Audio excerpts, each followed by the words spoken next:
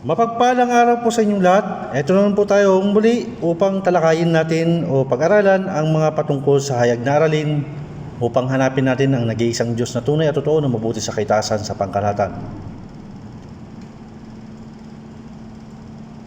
Maraming mga bagay na patungkol sa dakilang isa na ating hinahanap.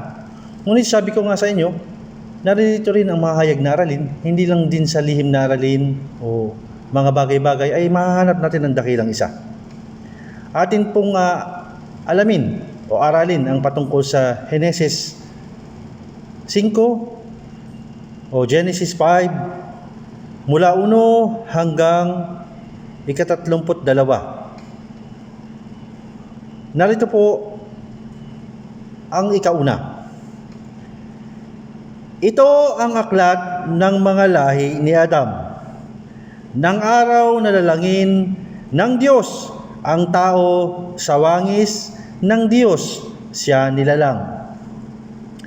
Ikalawa, lalaki at babae silang nilalang, at sila'y binasbasan at tinawag na Adam ang kanilang pangalan ng araw na sila'y lalangin. Ikatlo, at nabuhay si Adam ng 130 taon at nagkaanak ng isang lalaking kaniyang wangis na hawig sa kanyang larawan at tinawag ang kanyang pangalan na Set. Ikaapat, at ang mga naging araw ni Adam pagkatapos na maipanganak si Set ay 800 taon at nagkaanak ng mga lalaki at mga babae. Ikalima, at ang lahat na araw na ikinabuhay ni Adam ay 930 taon at siya'y namatay. Ikaanim, at nabuhay si Set ng 105 taon at naging anak niya si Enos. Ikapito, at nabuhay si Set pagkatapos na maipanganak si Enos ng 807 taon at nagkaanak ng mga lalaki at mga babae. Ikawalo, at ang lahat na naging araw ni Set ay 912 taon at siya'y namatay. Ikasyam, at nabuhay si Enos ng 90 taon at naging anak si Kainan. Ikasampo, at nabuhay si Enos pagkatapos na maipanganak si Kainan ng 815 taon at nagkaanak ng mga lalaki at mga babae. Ikalabing isa, at ang lahat na naging araw ni Enos ay 905 taon at siya'y namatay.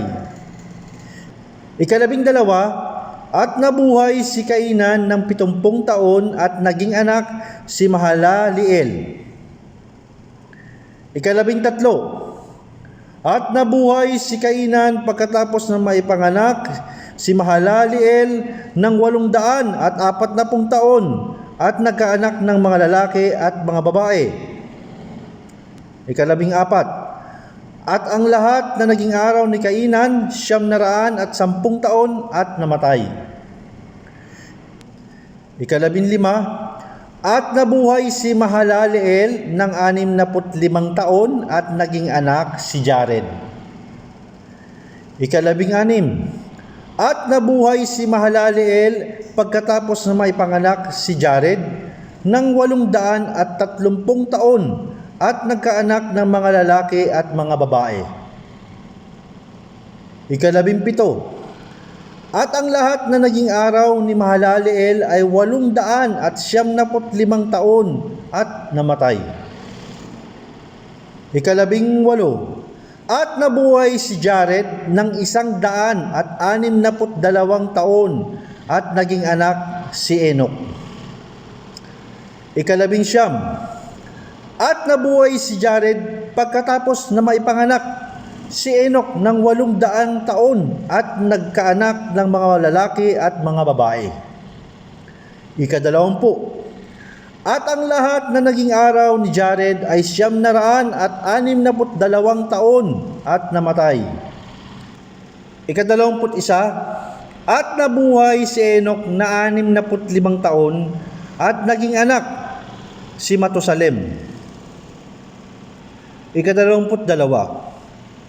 At lumakad si Enoch na kasama ng Diyos pagkatapos na maipanganak si Matusalem na 300 taon at nagkaanak ng mga lalaki at mga babae. 23. At ang lahat na naging araw ni Enoch ay 365 taon. 24. At lumakad si Enoch na kasama ng Diyos at di siya nasumpungan sapagkat kinuha ng Diyos. 25. At nabuhay si Matusalem ng 187 taon at naging anak si Lamech. 26.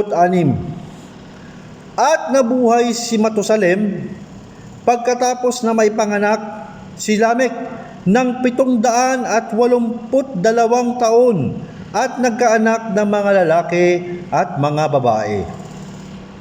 27.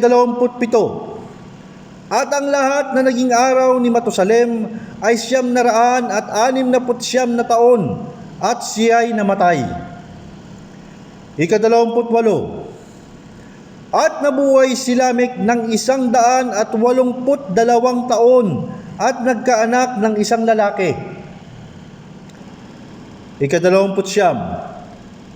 At tinawag ang kaniyang pangalan na Noe, na sinabi, ito nga ang aaliw sa atin tungkol sa ating gawa at sa pinagpagalan ng ating mga kamay dahil sa lupang sinumpa ng Panginoon. 30. At nabuhay si Lamech pagkatapos na may panganak si Noe ng 575 taon at nagkaanak ng mga lalaki at mga babae. 31. At ang lahat na naging araw ni Lamech ay 777 taon at namatay. 32.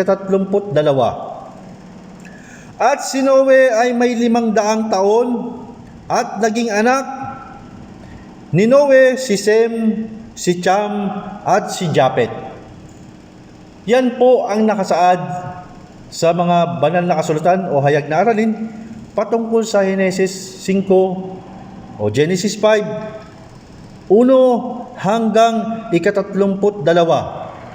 Sana'y kapulutan niyo po ng aral ng mga bagay na ito na patungkol sa ating kwento kung saan din tayo nagsimula, sino yung mga sinaunang tao na nauna pa sa atin, na nakasaad sa mga hayag na aralin upang mas ilapit din natin ang sarili natin sa dakilang isa na mabuti sa kitasan.